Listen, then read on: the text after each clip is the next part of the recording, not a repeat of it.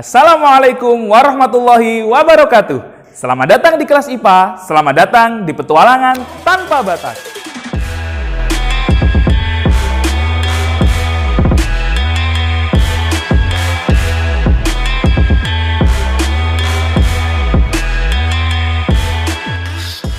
Selamat pagi guys, semoga hari ini kalian dalam kondisi sehat. Hari ini, Ustadz Afif akan melanjutkan materi tentang makhluk hidup. Kita akan mempelajari tentang klasifikasi makhluk hidup. Apakah kalian sudah mengetahui tentang apa itu klasifikasi? Oke, Ustadz jelaskan. Klasifikasi adalah suatu pengelompokan untuk makhluk hidup berdasarkan ciri-cirinya. Oke, Ustadz ulangi. Klasifikasi adalah pengelompokan makhluk hidup berdasarkan ciri-cirinya atau berdasarkan kesamaan ciri-cirinya. Jadi, jika suatu makhluk hidup memiliki ciri-ciri yang sama, maka dia berada di dalam satu kelompok yang sama.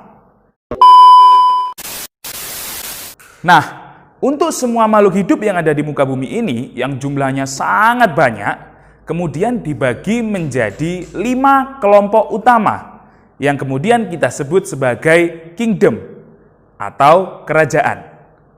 Apa saja kingdom-kingdom yang ada di muka bumi ini? Oke, perhatikan. Yang pertama, kita sebut sebagai kingdom animalia atau kerajaan hewan. Yang kedua, kita sebut sebagai kingdom plantae atau kerajaan tumbuhan.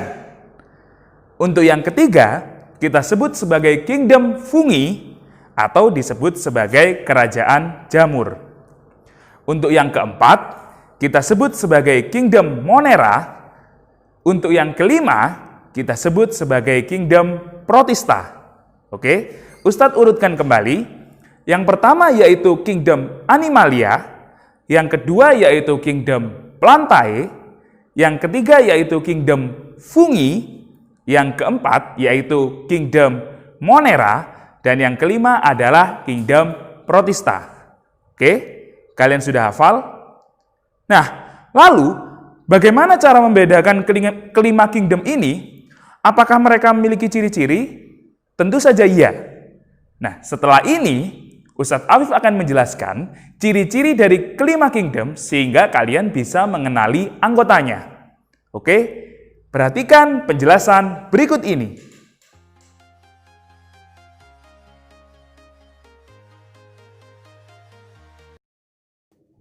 Ciri-ciri utama yang dimiliki oleh kingdom animalia diantaranya, yang pertama yaitu tidak memiliki dinding sel. Yang kedua yaitu tidak dapat melakukan fotosintesis. Yang ketiga, tubuhnya tersusun dari banyak sel atau multiseluler.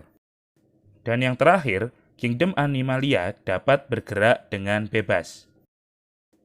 Beberapa contoh dari kingdom animalia diantaranya kucing, burung, dan juga anjing.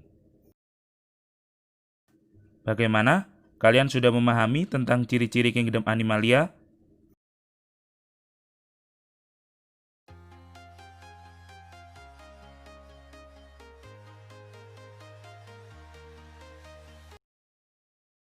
Selanjutnya, ciri-ciri utama yang dimiliki oleh kingdom plantae diantaranya, yang pertama yaitu memiliki dinding sel.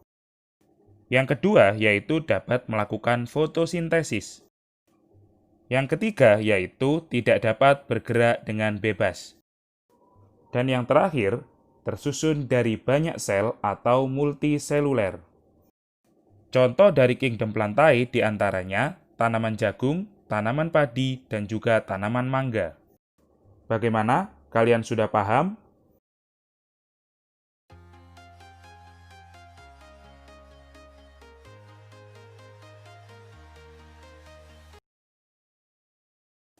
Selanjutnya, ciri-ciri utama dari kingdom fungi diantaranya, yang pertama yaitu memiliki dinding sel. Yang kedua, tidak dapat melakukan fotosintesis. Yang ketiga, yaitu berkembang biak dengan menggunakan spora. Contoh dari kingdom fungi diantaranya jamur tempe, jamur merang, dan juga jamur kancing. Bagaimana? Kalian sudah paham?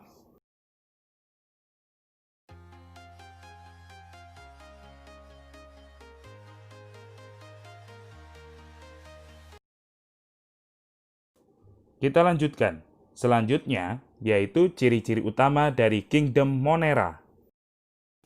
Yang pertama, yaitu memiliki dinding sel. Yang kedua, yaitu tidak memiliki inti sel. Dan yang ketiga, semua anggota Kingdom Monera bersifat uniseluler atau hanya tersusun dari satu sel. Contoh dari anggota Kingdom Monera yaitu bakteri E. coli. Bagaimana? Kalian sudah memahami ciri-ciri Kingdom Monera?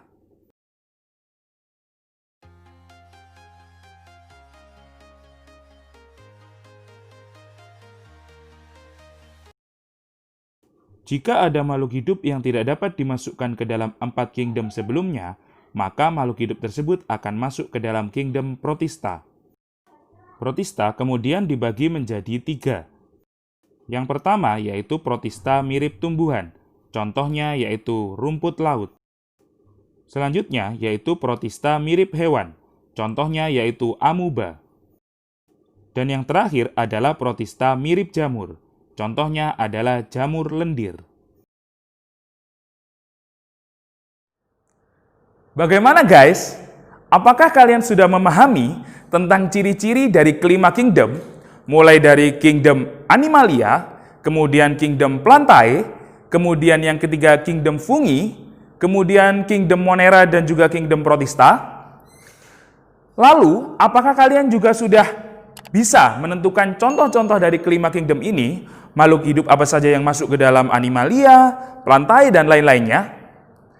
Jika kalian menemui kesulitan, atau kalian merasa bingung dengan materi ini, kalian bisa tanyakan kepada Ustadz Afif melalui Google Classroom seperti biasa. Oke? Terima kasih sudah bergabung dengan kelas IPA hari ini.